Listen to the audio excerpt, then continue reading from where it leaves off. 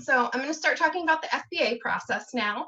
An FBA is a functional behavioral assessment. Um, it is a type of assessment that is completed to identify a function of a behavior. So a function of a behavior is what causes that behavior.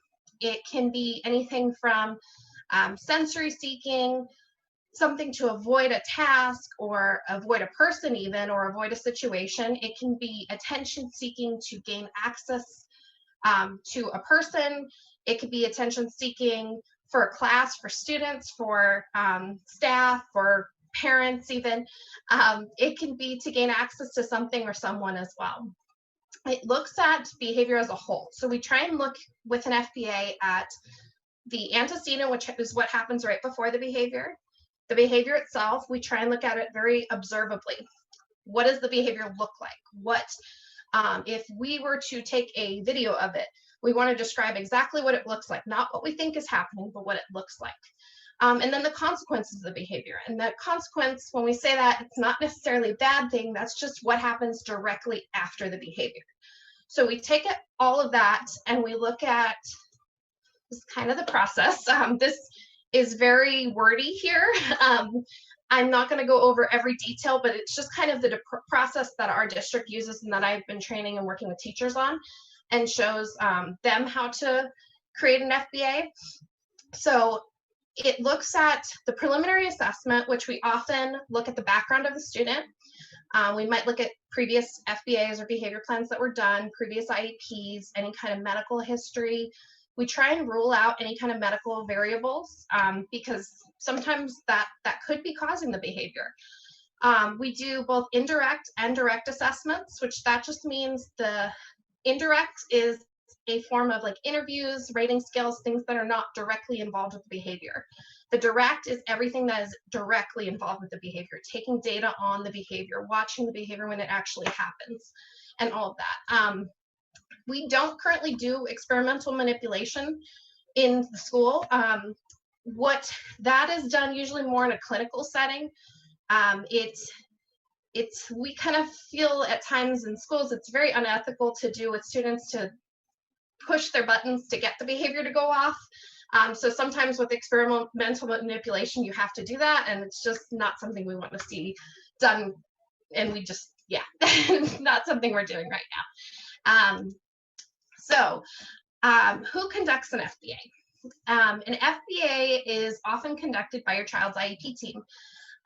When your child has an IEP, the IS is the person who leads it because that is the student's case manager. They are the person who leads up the IEP as well as the FBA. I support the team and I come in and help the IS lead that, and as well as the rest of the IEP team. Service providers, you as parents are involved.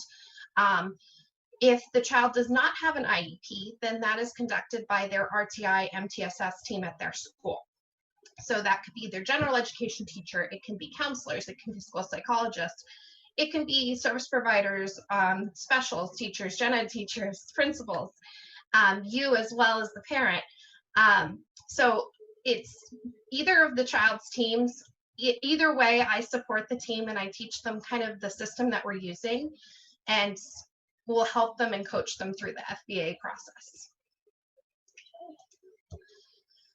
When is an FBA appropriate?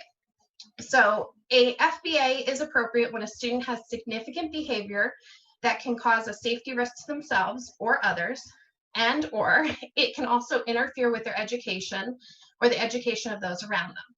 So we conduct FBAs when this is the case, or also when we see we're looking at a behavior and we don't necessarily know what the function of that behavior is. We can look at some behaviors and go, oh, they're trying to get something. If they're running across the room to grab the iPad, obviously it's to gain access to the iPad. If we don't know what that function of the behavior is, that's where we start looking at doing an FBA. We also conduct them when we are trying different strategies that should be working that are not working. There's a few these different scenarios are the main scenarios you'll see us do an FBA. FBAs are usually done with your child's team in it's the big process. Behavior plans can be updated yearly, but I'll talk a little bit more about behavior plans in the next section. Okay, so what happens after an FBA? So an FBA is conducted and we find that there's a skill deficit. That maybe is something that we need to teach that child. Let's say we do this FBA and we find out they're really struggling in the reading comprehension and they seem to have behaviors every time in reading comprehension. Well, then that's something we need to take a step back and start scaffolding their learning in reading comprehension. We may not need to do a behavior plan at that point. We may just be able to find out and do some strategies that'll help the child in that sense. There are other times where we see that that child needs a thorough behavior plan. That's where we start writing a behavioral intervention plan. This is where we look at different environmental strategies that can be changed in the student's environment, either gen ed, special ed, wherever they seem to be having the behaviors. We look at what kind of environmental factors are affecting the behavior and what can we do to change those factors. We work on strategies after behavior occurs. We try and always do the preemptive first, and then we work on the after the behaviors. Different strategies like reinforcement. Do they need a token board? Do they need more visuals in their environment? Do they need something more frequent breaks? Things like that. If we need to, we conduct a safety plan. This is often done for very intensive behaviors that could cause some type of safety concern for the child or for students around them.